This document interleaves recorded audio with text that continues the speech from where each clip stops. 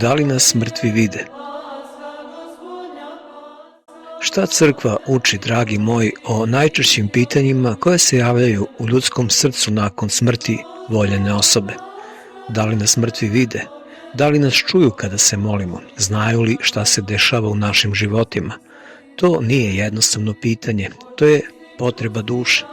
Naša crkva ne odgovara fantazijama, već rečju Hrista i rečju svetih otaca. Pre svega moramo znati nešto osnovno, da smrt nije kraj života.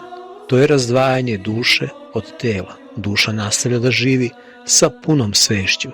Sam Hristos to pokazuje u priči o bogatašu i Lazaru. Bogataš nakon smrti vidi Lazara, seća se svojih rođaka na zemlji, govori i brine o njima. Stoga ima pamćenje, svest i interesovanje. Duše nisu neaktivne. Sveti Jovan Zlatousti jasno kaže: duše preminulih znaju šta se dešava u svetu po Božjem dopuštenju, to jest Bog im dozvoljava da znaju mnogo toga što se dešava živima i dodaje da se oni posebno raduju kad vide molitve i pomene koji se čine za njih. Zato crkva toliko insistira na molitvi za preminule. To nije formalnost, to je prava pomoć. Sveti Makarije Egipatski kaže da posle smrti duša stiče jasniji duhovni osjećaj.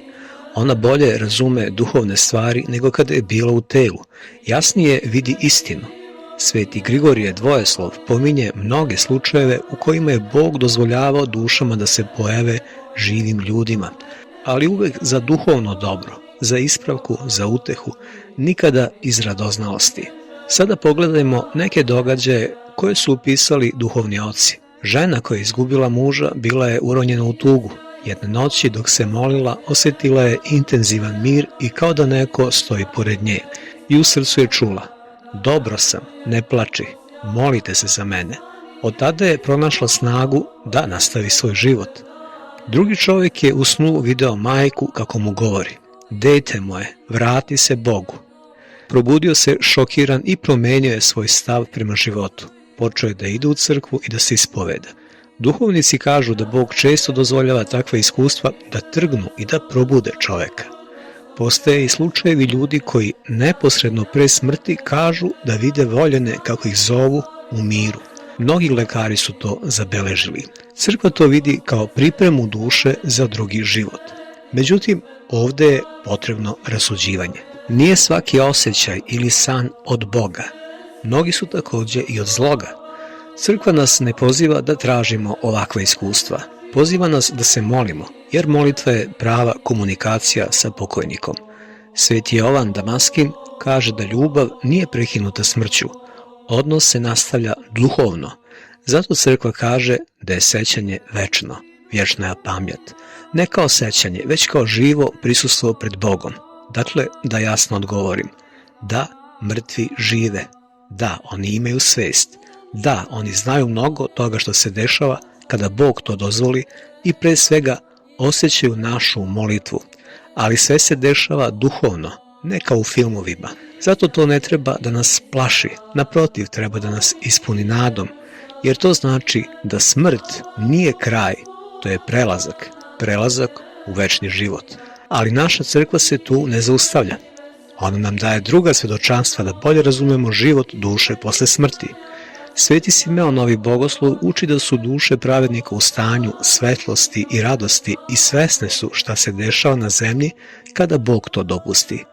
On karakteristično kaže da se duše raduju kad vide pokajanje i spasenje onih ljudi koje vole. To nam pokazuje da nisu ravnodušne. One duhovno učestvuju u našem životu. Sveti Teofan izveštava da posle smrti duša prelazi u drugi oblik postojanja, ali ne gubi svoju svest. Naprotiv, često jasnije nego ranije opaža stvarnost, a sveti Nikodim Agiorit, govoreći o stanju duša, naglašava da je molitva crkve velika uteha i pomoć za njih. Zato se crkva neprestano moli za preminule. Pomenut ću vam još jedan događaj koji duhovni oci pričaju. Jedan čovjek je izgubio brata i nikada se nije molio za njega. Jedne noći ga je vidio u snu tužnog kako govori: brate moj, zaboravio si da se pomoliš za mene. Ne ostavljaj me bez pomoći. Probudio se šokiran i od tada je počeo da se moli da čita Sveto pismo svaki dan. I kao što je sam rekao, osjetio je veliki mir u svom srcu. Još jedan događaj, jedna starica se svaki dan molila za svog muža koji je preminuo.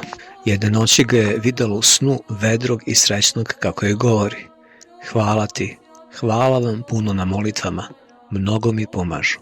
Duhovnici objašnjavaju da Bog često dozvoljava takve iskustva da ojačaju veru i nadu ljudi. Sve ovo nam pokazuje fundamentalnu stvar. Smrt ne razdvaja ljubav, ona je transformiše, odnos se nastavlja u Hristu.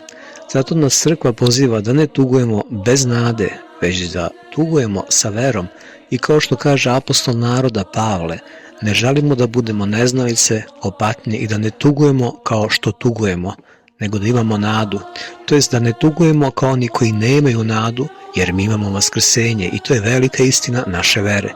Svi ćemo ponovo živeti, svi ćemo vaskrsnuti, zato ćemo se ponovo sresti. Zato, braćo moje i sestre moje, održavajmo molitvu živom za naše pokojnike, da ih se sećamo, da ih volimo, jer ljubav nikad ne umire, a ona živi večno u Hristu.